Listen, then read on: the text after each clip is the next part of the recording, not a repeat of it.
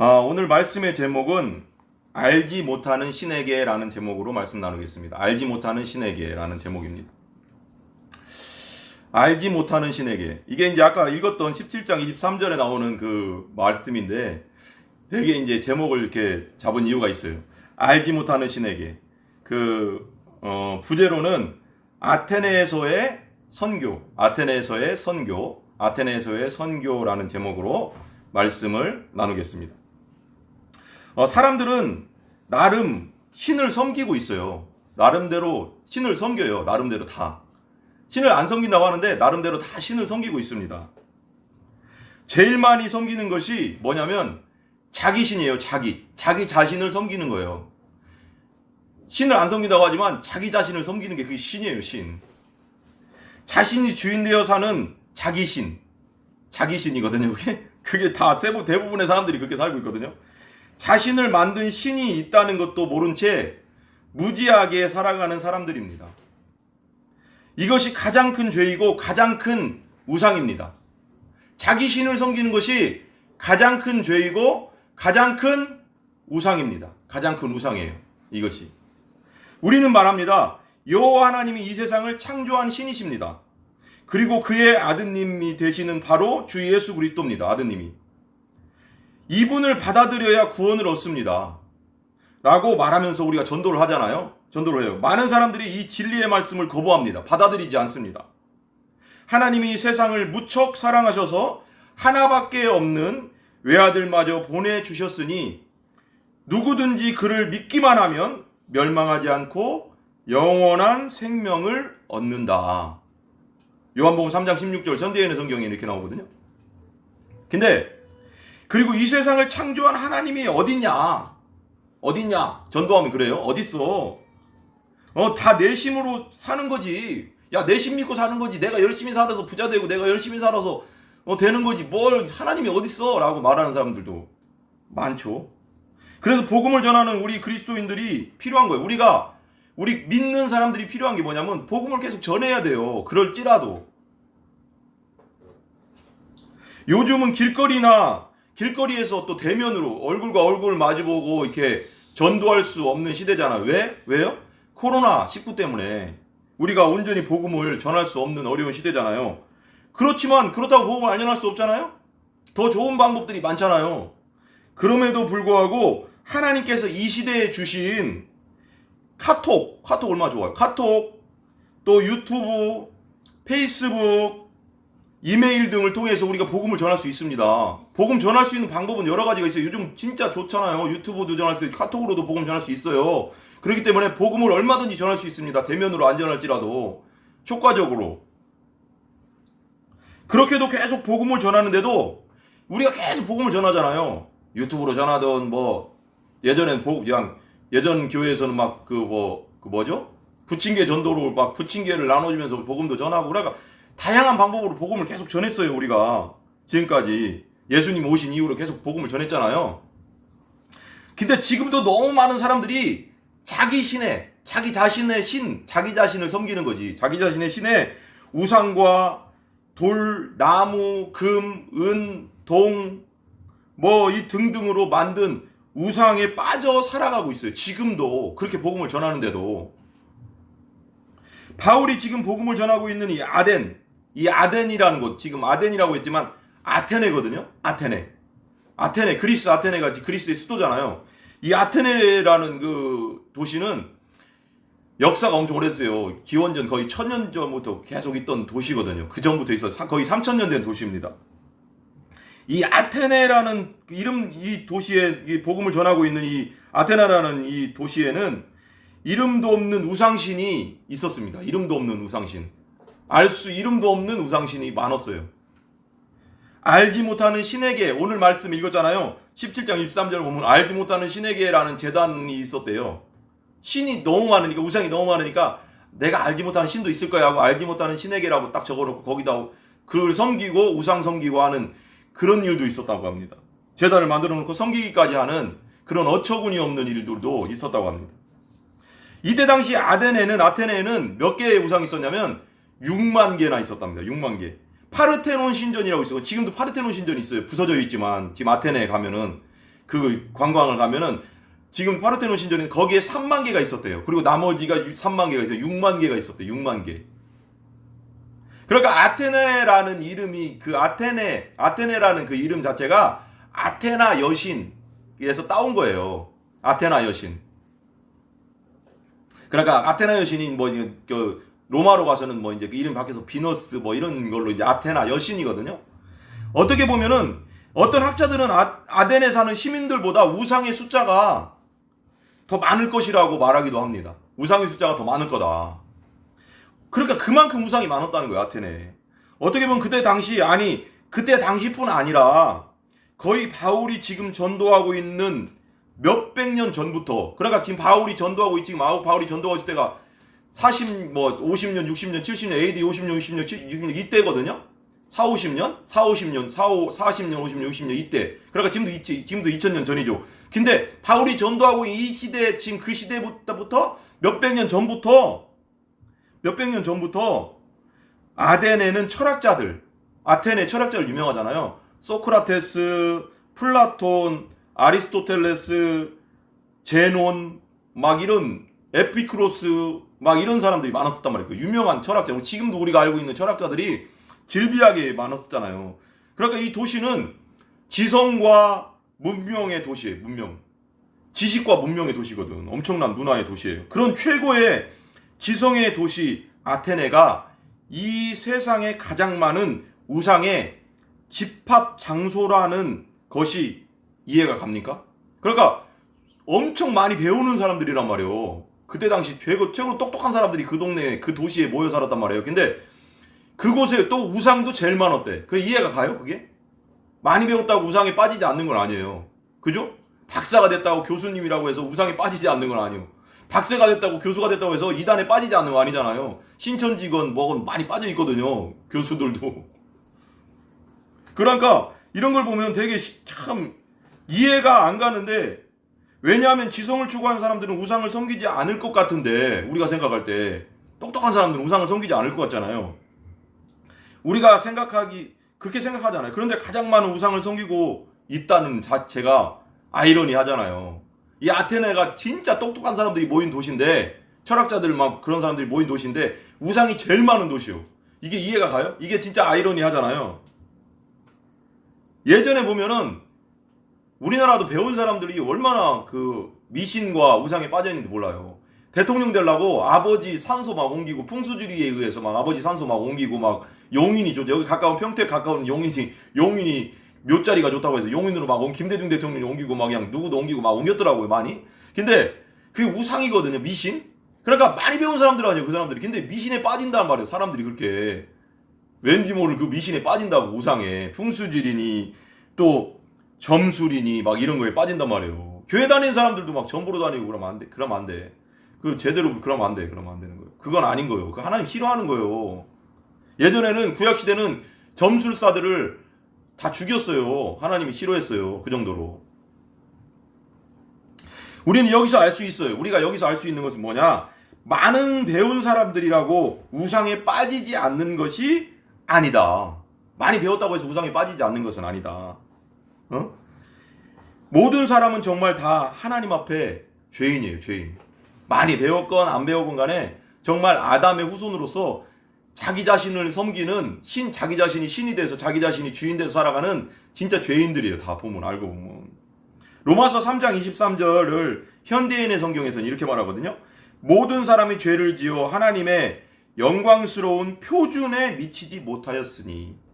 그러니까 모든 사람이 죄를 지어서 하나님의 영광스러운 기준, 표준에 아무도 이르지 못한다는 거예요. 자기 스스로는 하나님 나라 못 들어간다는 거지. 공동번역성에 이렇게 나와요. 모든 사람이 죄를 지었기 때문에 하나님이 주셨던 본래의 영광스러운 모습을 잃어버렸습니다.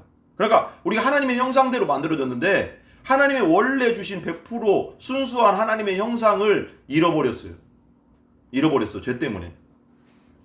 지금 바울은 지금 오늘 말씀의 바울은 유럽을 향한 2차 전도 여행 중입니다. 2차 전도 여행 중. 2차 전도 여행은 유럽 전도거든요. 거의 유럽으로 이제 그리스 넘어가서 바케도냐에서 이제 뭐 빌립보, 뭐 데살로니가 이렇게 막 큰 도시를 거치면서 이제 가는 거예요.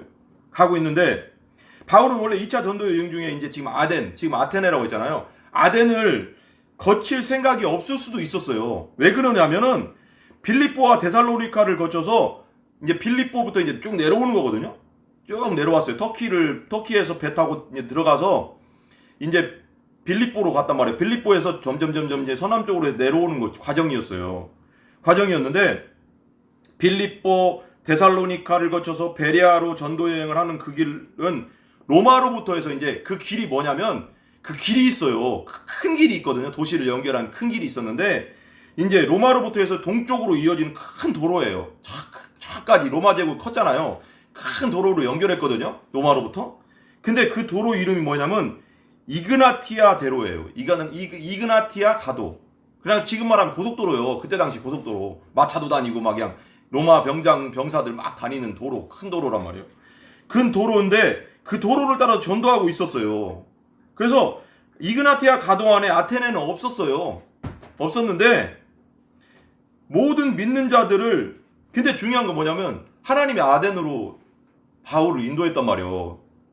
계속 쫓겨다니면서. 그러니까 데살로니카에서 복음 전할 때도 핍박받고 이제 막 계속 핍박을 하니까 베레에서도 막 데살로니카 사람들이 와서 또 핍박하고 하니까 계속 피하다가 아덴으로 왔단 말이에요. 혼자 이제 아덴으로 와서 실라와 디모데는 이제 베레에 놔두고 숨었단 말이에요. 근데 그것 자체도 하나님의 인도하심이요. 성령님의 인도하심이 있는 거예요. 그러니까 여러분 우리의 생각대로 안 될지라도 하나님의 그 속에는 하나님의 뜻이 있다는 걸 분명히 깨달고 알아야 돼. 우리 하나님의 자녀, 거듭난 하나님의 자녀에게 일어나는 모든 일 속에는 분명한 하나님의 뜻이 있다는 걸 믿어야 되는 거예요. 아, 나는 이렇게 하고 싶지 않은데, 난 학교 더 다니고 싶지 않은데, 나 학교 졸업하고 싶은데, 다른 또 이제 일하고 싶은데, 근데 또 학교 더 다녀야 될 경우도 있고, 뭔가 상황이 내 마음대로 안 될 때도 하나님의 분명한 뜻이 있다는 거예요. 하나님은 우리에게 가장 좋은 것을 주신다. 그걸 믿어야 돼. 왜?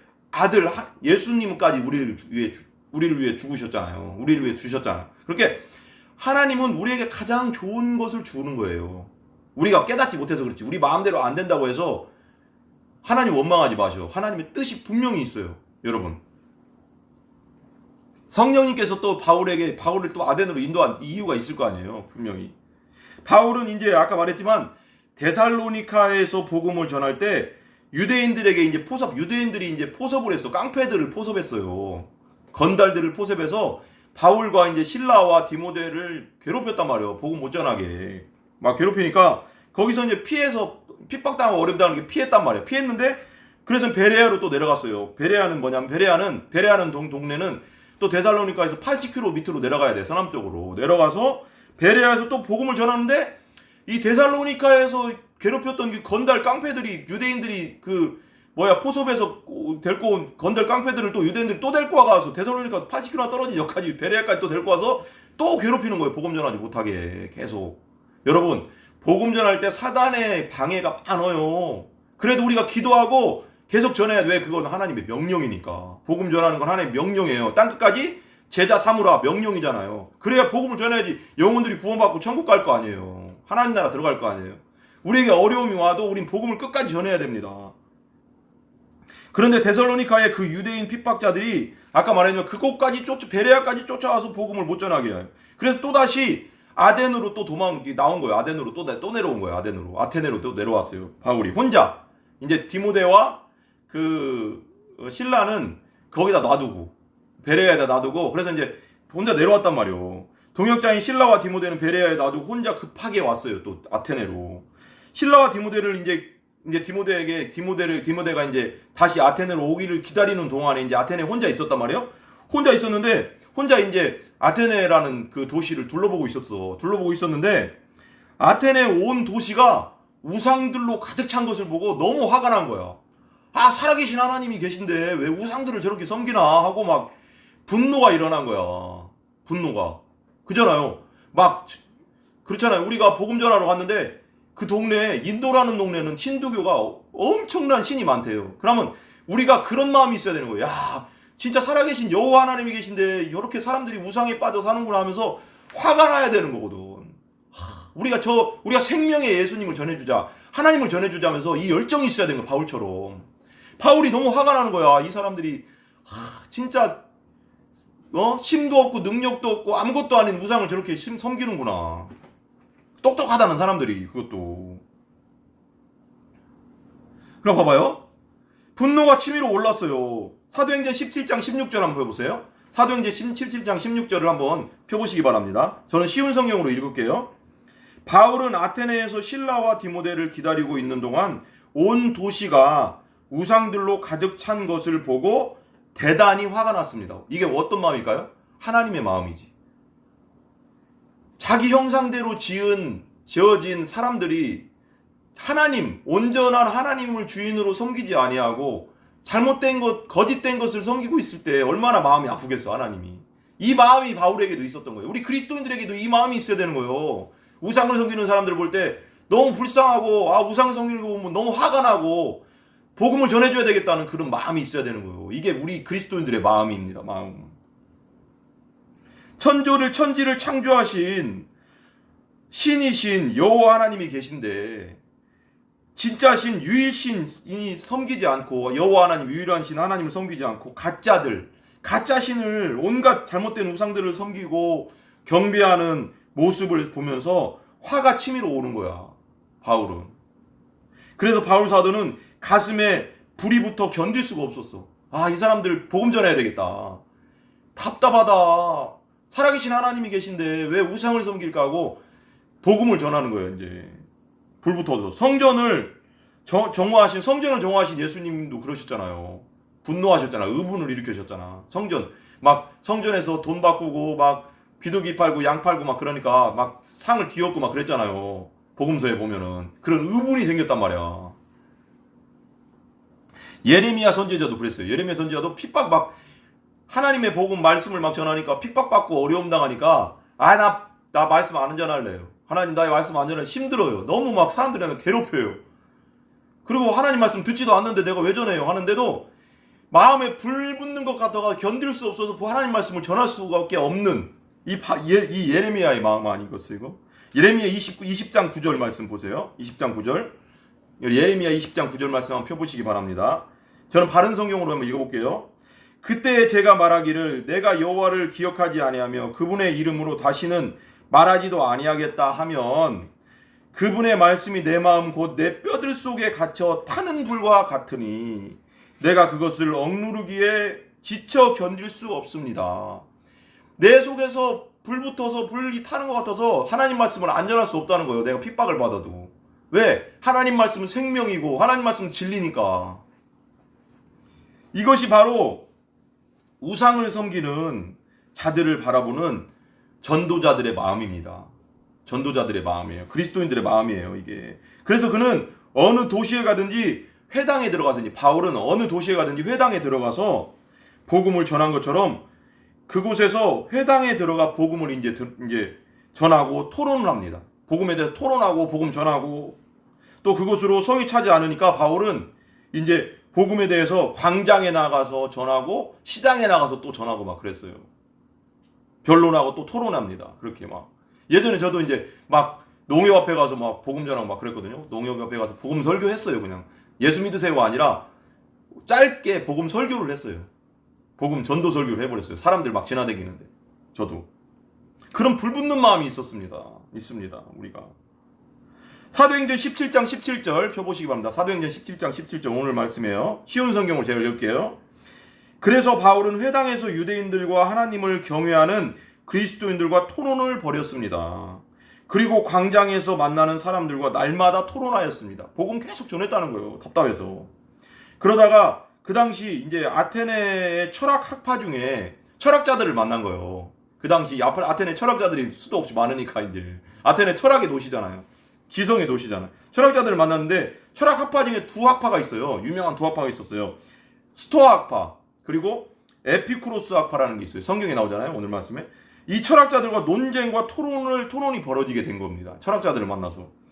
그들 중 어떤 사람들은 이렇게 말합니다. 철학자들 중 어떤 사람들이 이렇게 말해요. 이 바울대로 말하는 거예요. 이 숫자쟁이가 무슨 말을 하려고 하는가 라고 비아냥거리기도 하고 또 어떤 사람들은 다른 나라의 신을 믿으라고 강요할 작정인가 보구만 야, 네가 우리한테 다른 나라 신 믿으라고 지금 강요하냐? 이렇게 말하는 거예요. 이 철학자들이. 이 사람들이 이렇게 말한 것은 바울 사도가 주 예수 그리스도와 그분의 부활에 관한 복음을 전하고 있기 때문입니다. 사도행전 17장 18절 쉬운 성경으로 제가 읽어볼게요. 사도행전 17장 18절 쉬운 성경이에요. 어떤 에피쿠로스 철학자들과 스토아 철학자들이 바울과 논쟁을 하게 되었습니다. 그들 중에 어떤 사람은 이 수다쟁이가 무슨 말을 하려고 하는가라고 말하기도 하였고, 또 어떤 사람은 그가 외국의 다른 신들에 관해서 말하는 것 같다고 말하기도 하였습니다.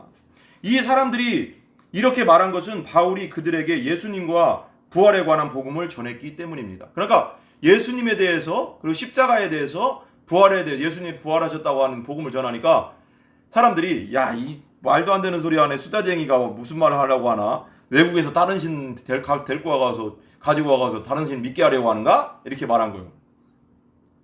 그래서 그 철학자들은 바울을 붙잡아 가지고서 이제 야, 너에게 네가 지금 말하는 걸 더 듣고 싶은다. 내가 새롭다. 네 거 되게 새로운데 네가 말하는 건 내가 듣지도 보지도 못한 그런 말인데, 아레오바고라고 저기 있어. 저 광장. 저 시우의 광장이 있거든. 거기 사람들 많이 모여 있거든. 거기 가서 다시 한번 설명해 줄래? 라고 하고 철학자들이 데리고 간 거야. 아레오바고로, 광장으로. 아레오바고라는 광장으로 데리고 갑니다. 당신이 전하고 있는 이 가르침은 우리가 난생 처음 듣는 새로운 것인데 대체 그것이 무엇인지 더 알고 싶다. 그것에 대해서 우리에게 더 설명을 해주시오. 라고 이제 말한 겁니다. 사도행전 17장 19절에서 20절이에요. 현대인의 성경으로 되어 있습니다. 여러분들은 개역개정으로 읽으시기 바랍니다. 사도행전 17장 19절입니다. 그들은 바울을 아레오바고 광장으로 데리고 가서 이렇게 물었다. 당신이 전하고 있는 이 새 교훈은 무엇이오? 당신이 이상한 것을 우리에게 전해 주었으므로 우리는 그것이 무슨 뜻인지 알고 싶소. 이들이 이렇게 말한 것은 안타깝게도 그들이 주 예수 그리스도와 부활의 복음을 받아들이기 위해서 더 들으려고 한 것이 아니라는 겁니다. 그러니까 예수님에 대해서 더 알고 싶고 부활에 대해서, 부활 복음에 대해서 더 알고 싶어서 그렇게 말한 것이 아니라는 겁니다. 이렇게 새로운 것이니까 나한테 더 들려주세요 라고 말한 것이 아니라는 거예요. 그렇게 말한 것이 아니라는 겁니다. 그때 당시에 이 아테네 철학자들과 아테네 사람들과 그곳에 사는 외국인들은 무엇이든지 새로운 것, 이제 새로운 뭔가 이렇게 들려오면, 새로운 뭔가 가르침들이 있으면은 그 말하거나 듣는 것으로 그것을 시간을 보내는 사람들이었어요. 그러니까 뭔가 새로운 것을 들으면 그걸 말하거나 또 듣는 것으로 시간을 맨날 보내는 사람들이었어요. 그 사람들은. 그들은 복음까지도, 지금 예수님의 복음까지도, 부활의 복음까지도 자신들의 지적 호기심을 채우는데 다 써버리는 자들입니다. 그러니까 지적으로 호기심만 채우는 거야. 복음을 믿어야 되잖아요. 그냥 머리로 아는 것이 그냥 좋은 거야. 모든 걸 다. 이 사람들은. 지성의 도시니까. 참으로 답답한 일 아닙니까? 아테네 사람들은 모든 것을 학문적이고 이성적으로 접근하는 거예요. 모든 걸. 복음까지도. 살아계신 예수님까지도 그냥 이성적이고 지성적으로 접근하는 거예요. 사도행전 17장 21절에 보면 이렇게 나오거든요. 그러니까 지금 시대도 그런 사람도 있어요. 교회 다니는 사람들도 똑똑한 사람들이 참 예수 믿기가 힘들어. 자꾸 따지려고 그래. 그냥 믿어야 되는데 자꾸 따지려고 그래. 그리고 자꾸 그냥 지식적으로만 받아들여. 예수님 부활하셨지 뭐, 그래요, 맞아. 예수님 살아계시지 뭐, 그래요. 이런 아무런 감동도 없고 느낌도 없어. 답답한 거죠. 사도행전 17장 21절 쉬운 성경으로 제가 한번 읽어볼게요. 아테네 사람과 그곳에 사는 외국 사람들은 새로운 것이라면 무엇이든지 말하거나 듣는 것으로 시간을 보내는 사람들이었습니다. 새로운 것이라면 무엇이든지 시간을 보내는 사람들. 아, 새롭네 하고 또 들어본 거예요. 그것도 또. 지금 우리 시대에 살아가는 사람들도 그렇지 않은가 한번 생각해 봐야 됩니다. 교회에 다니면서도 말씀을 자신의 것으로 온전히 받아들이지 않는 사람들. 그저 오늘도 목사님이, 오늘 전도사님이 새로운 말씀 했네? 새로운 거 오늘 배웠네? 라고 알고 간다라는 거예요. 오늘 또 새로운 거 하나 배웠다.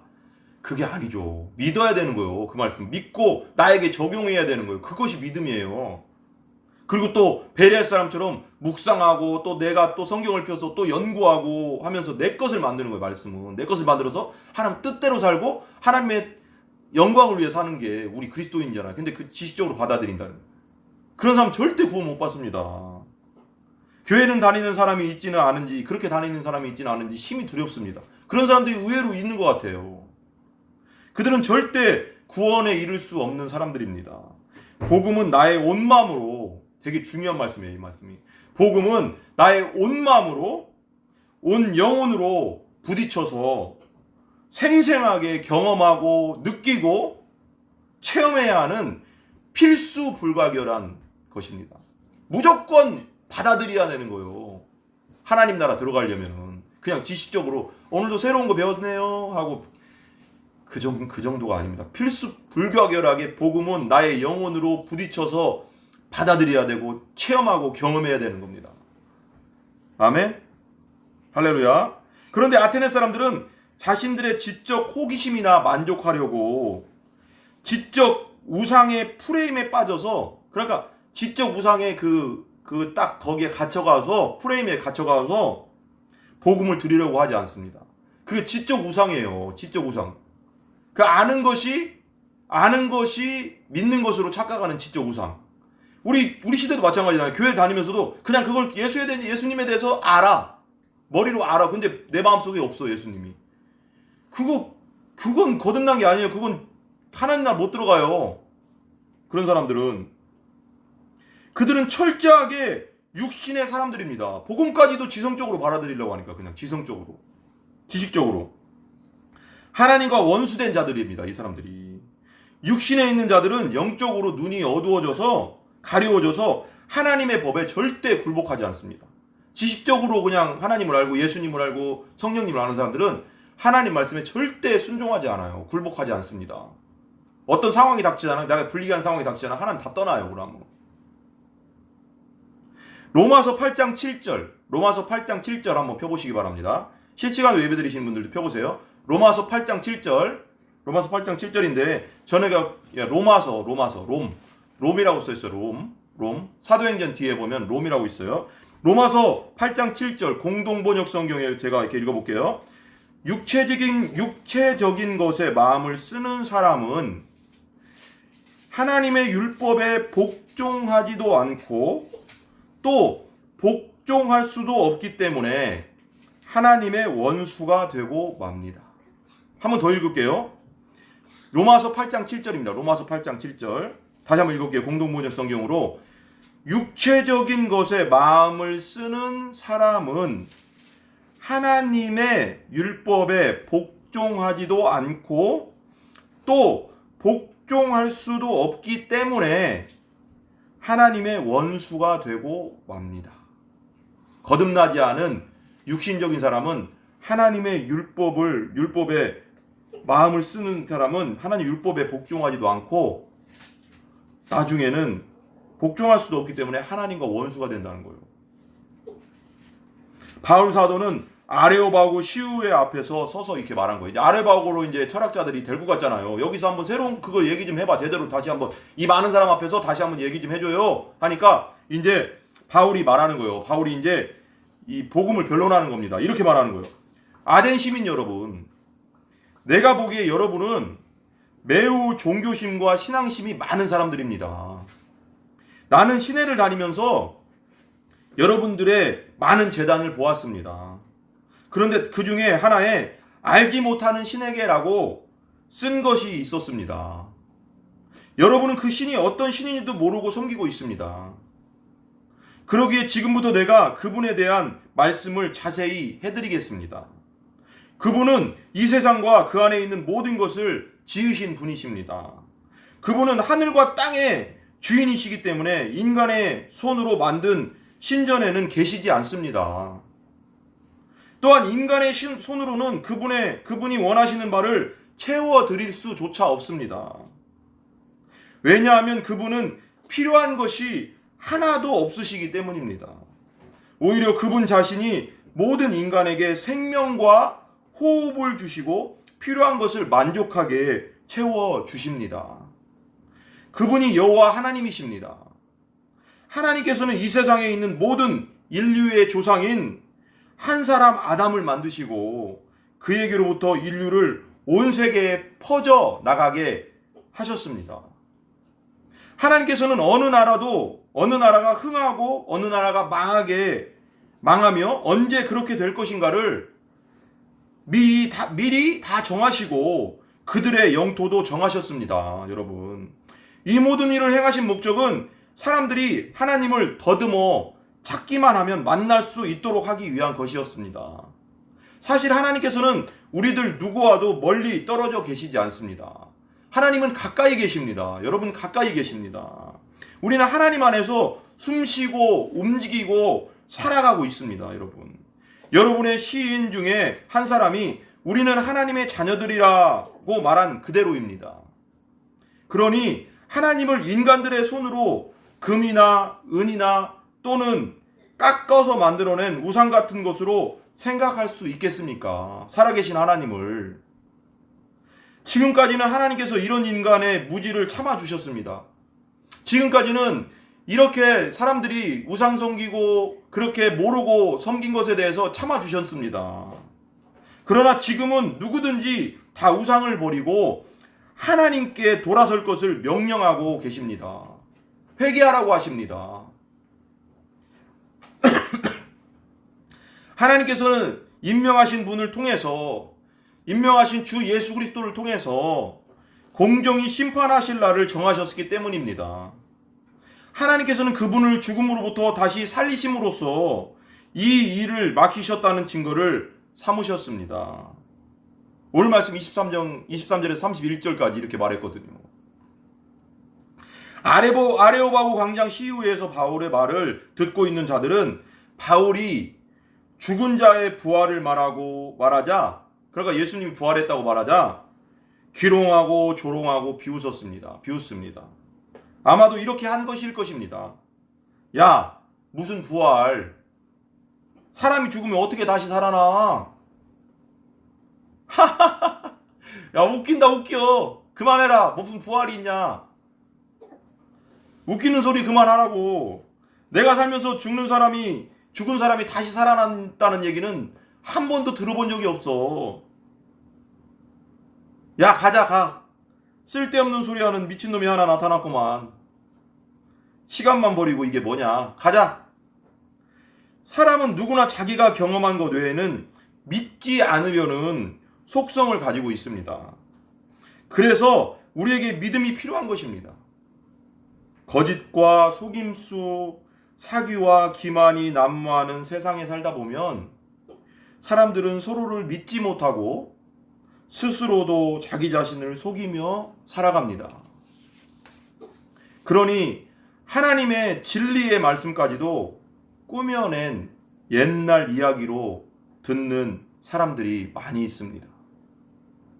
다시 한번 말씀드리지만 하나님은 죄가 없으신 분입니다.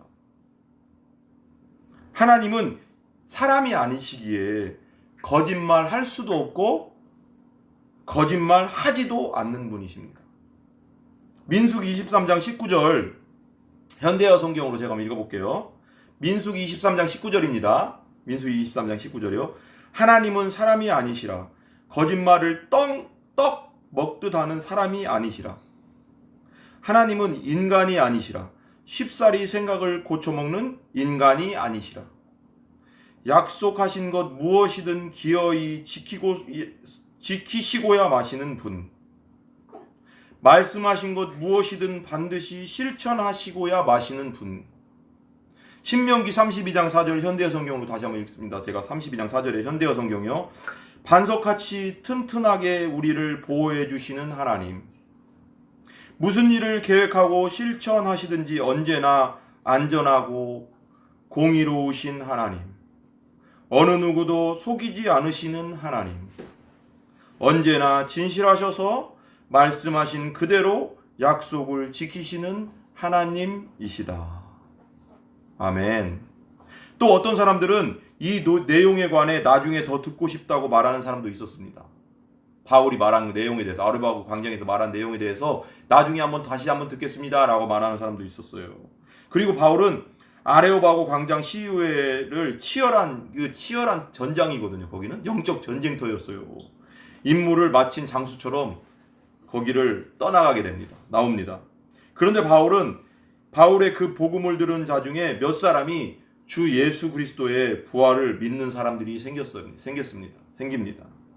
사도행전 17장 32절에서 34절 한번 보시기 바랍니다. 사도행전 17장 32절에서 34절 오늘 말씀 읽은 말씀 중에 있거든요. 킹제임스 음정 성경으로 제가 읽겠습니다. 그들이 죽은 자들의 부활에 대하여 들을 때 어떤 사람들은 조롱하고 다른 사람들은 말하기를 이 일에 대하여 우리가 네 말을 다시 듣겠다 하니 이에 바울이 그들 가운데서 떠나니라. 그러나 어떤 사람들은 바울에게 가까이부터 믿었는데 그 가운데는 아레오바고의 일원인 디오니시우스와 다마리스라는 여자와 또 그들과 함께한 다른 사람들도 있더라. 우리는 여기서 알 수 있습니다. 우리가 여기서 알 수 있는 게 있어요. 오늘 지금 읽은 말씀에서 알 수 있는 게 뭐냐면 전도를 할 때 오늘 말씀에서만 보면 세 부류의 사람들이 있다는 것입니다. 세 부류의 사람들이 있다. 첫째, 복음을 기롱하고 비웃는 사람들. 핍박하는 사람들이죠. 복음 전할 때 기롱하고 비웃는 사람들. 말도 안 되는 소리 하지 마 하고 막 비웃는 사람들 있잖아요. 둘째, 다음 기회에 복음을 다음 기회에 복음을 더 듣는다는 사람들. 다음 기회에 더 들어볼게요. 오늘 시간이 없거든요. 바쁘거든요. 제가 뭘 할 일이 많거든요. 하고 하는 다음 기회에 더 들어보겠다는 사람들. 세 번째 부류의 사람은 복음을 순수하게 받아들이는 소수의 옥토 같은 마음밭이 옥토 같은 구원받는 거듭나는 사람들. 이 세 부류의 사람들이 있어요. 오늘 본문에서 보면 2000년 전에 바울이 복음을 전할 때나 지금이나 사람들은 변한 것이 하나도 없습니다. 변한 것이 하나도 없어요. 우리가 그들의 후손이기 때문입니다. 아담의 후손이기 때문에 우리가 옛 조상이나 지금이나 우리 본성은 변한 게 하나도 없어요. 우리 죄성은. 복음을 비웃는 사람들은 당연히 심판 가운데 영원한 멸망으로 들어갈 것입니다. 그런데 다음 기회에 복음을 더 듣는다는 사람들은 어떠합니까? 다음 기회에 들을게요. 다음에 시간이 없어서 다음에 들어볼게요. 내가 일이 많아서요. 다음에 들을게요. 하는 사람들은 어떻습니까? 다음 기회라는 말은 참으로 위험한 말이에요. 사단이 속임수입니다. 그게. 다음에 들을게요. 다음이란 말은 우리에게 별로 없을 수도 있어요. 내일 일을 자랑하지 말라고 했잖아요. 오늘 어떻게 될지 모르기 때문에 우리 인간들이, 우리 사람이 우리가 내일 어떻게 될지 모르기 때문입니다. 예? 사탄은 우리가 한 사람이라도 구원받기를 절대 원하지 않습니다. 사탄은 한 사람이라도 구원받기를 원하지 않아요. 천국 백성 되기를 원하지 않습니다. 자기의 손아귀에 있는 사람을 놔주지 않으려고 한단 말이에요. 분명하다고 그거는요. 그죠? 근데 이런 치열한 영적 전쟁 속에서 다음에라는 말처럼 위험한 말은 없습니다. 다음에라는 복음이 들려질 때 끝까지 듣고 믿어야 되는 겁니다. 끝까지 듣고 믿어야 되는 거예요. 여러분. 조금 더 극단적으로 말하면 오늘 죽을지 내일 죽을지 우리가 알 수 없잖아요. 오늘 갑자기 심장마비로 죽을지 내일 갑자기 죽을지 교통사고로 죽을지 누가 알겠습니까, 여러분? 여러분의 인생을 장담할 수 있습니까, 여러분? 아무도 몰라요. 자기 인생 아무도 모른다니까요. 어떤 사람은 옛날에 그랬잖아요. 거기 그 왜 간첩 1968년도 1월 달인가요? 김신조 우리 조자 같은 조자라 좀 거시기 한데 나랑 김병조인데 근데 김신조와 33명인가요? 내려왔잖아요, 간첩이. 근데 그날 버스 타고 가다가 애매하게 그 사람들이 던진 총과 수류탄에 맞아서 죽은 사람들이 있었어요. 애매하게. 그게 그 사람들이 그날 죽을 줄 알았을까요? 절대 몰랐죠. 사람들은 아무도 몰라요. 언제 죽을지 몰라요. 사람. 언제 갈지 몰라. 언제 갈지 모른다고요. 그걸 항상 생각해야 돼요. 옛날에 어떤 목사님은 내가 이제 복음에 대해서 들을 때 어떤 사람을 전도할 때도 항상 그 사람을 위해서 기도를 많이 하라고 했어요. 왜 그러냐면 사단이 그 사람을 어떻게 할지 모르기 때문에 항상 그 사람을 위해서 영혼을 위해서 기도를 충분히 하고 데리고 와야 된다. 왜 그러냐면 그 사이에 무슨 일이 일어날지 모르기 때문에 그렇게 급박하게까지 말씀하셨어요. 저는 그렇게 그렇다고 생각해요. 사단이 그냥 놔두지 않으니까. 영혼 구원을 위해서 하나님 나라 들어가게 놔두겠어요? 하나님께서 우리 영혼을 거두어 가시면 우리는 그날 육체와 영혼이 분리되는 날이에요. 하나님이 야 영혼 나한테 와 그럼 그날 육체와 영혼이 분리되는 우리가 말하는 죽는 날이에요. 죽는 날. 누가복음 12장 15절 현대어 성경에 이렇게 나오거든요. 사람들을 향해 말씀을 하셨다. 욕심을 부리지 말라. 참 생명과 참 삶은 우리가 얼마나 재산을 가지고 있느냐 하는 것과는 상관이 없다. 그러고 나서 비유로 말씀하셨다. 어떤 부자가 기름진 농토를 가지고 있었는데 풍년이 들었다. 그래서 곡간을 가득 채우고도 곡식이 남아 더 넣어둘 데가 없었다. 그는 어떻게 할까 궁리하다가 속으로 이렇게 말하였다. 곡간을 헐고 더 크게 지어야겠군.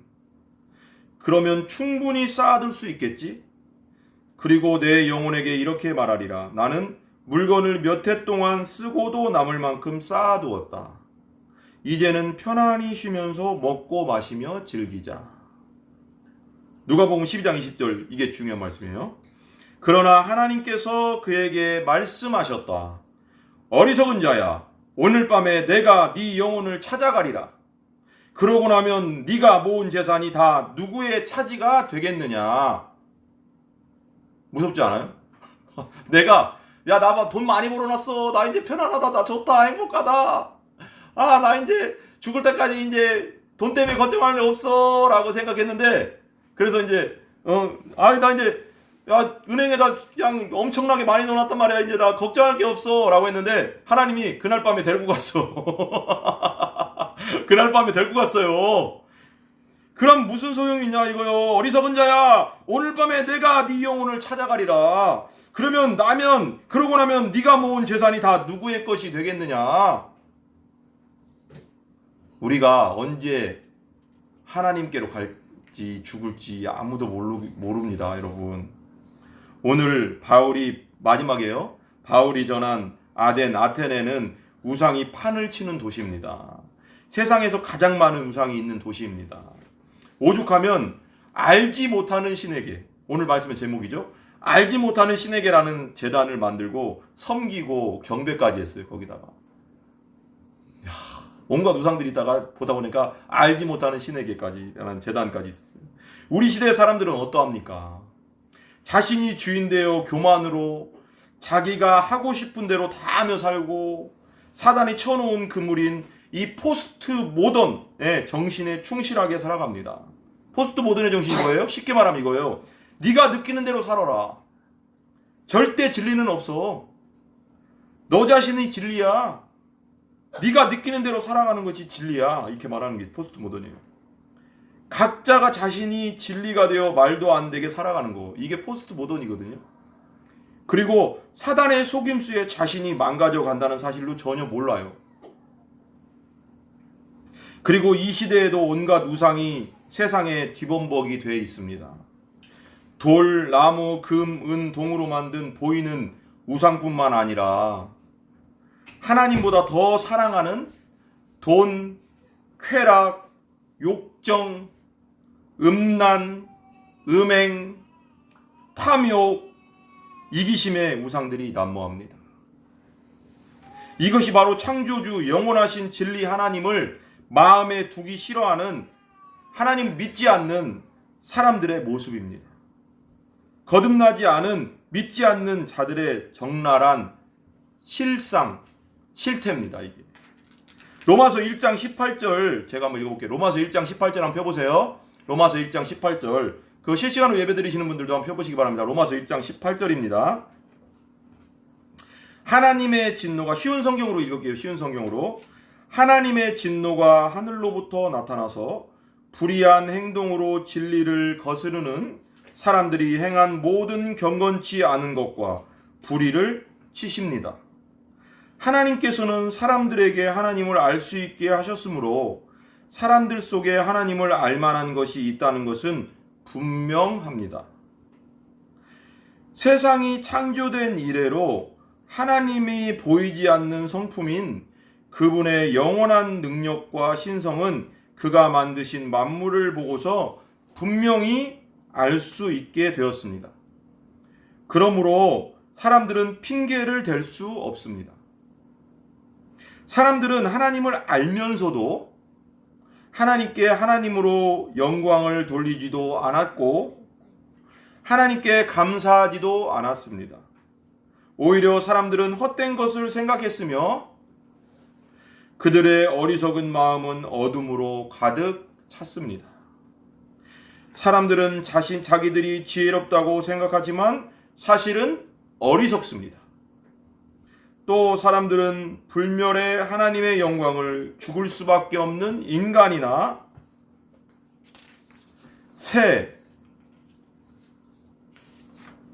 새나 짐승 또는 뱀과 같은 모양으로 바꾸어 버렸습니다.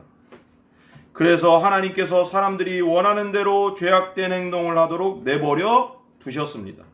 사람들은 이제 가지각색의 더러운 죄를 지어 자기들끼리 부끄러운 짓을 행하여 몸을 더럽혔습니다. 사람들은 하나님의 진리를 거짓으로 바꾸었습니다. 창조주 되신 하나님보다 지음받은 피조물들을 더 예배하고 섬겼습니다. 하나님은 영원히 찬송을 받으실 분이십니다. 아멘. 이런 이유로 하나님은 사람들을 부끄러운 욕망의 노예로 살게 내버려 두셨습니다. 여자들은 남자들과의 자연스러운 성관계를 여자와 성관계를 갖는 것으로 바꾸었습니다. 레즈비언들이죠. 이와 똑같이 남자들도 여자들과 행하는 자연스러운 성관계를 버리고 남자들끼리 정욕에 불타 남자가 남자와 부끄러운 짓을 했습니다. 동성애입니다. 그래서 스스로 그 잘못에 합당한 벌을 받았습니다. 로마서 1장 28절 사람들이 하나님을 아는 것을 하찮게 여겼으므로 하나님을 아는 것이 지혜의 근본이라고 했잖아요.